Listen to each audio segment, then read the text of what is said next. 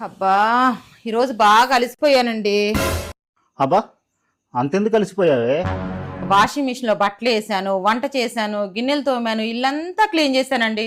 బాగా అలసిపోయానండి. చాలా కష్టపడి పని చేసావులే. అసలు మీ ఆడవాళ్ళు ఈ జనరేషన్లో ఏం కష్టపడుతున్నారే? ఒక బటన్ నొక్కగానే బట్టలు ఉతికేస్తుంది, ఒక బటన్ నొక్కగానే గ్యాస్ ఆన్ అయిపోతుంది, ఒక బటన్ నొక్కగానే ఇల్లంతా ఊడ్చేయచ్చు.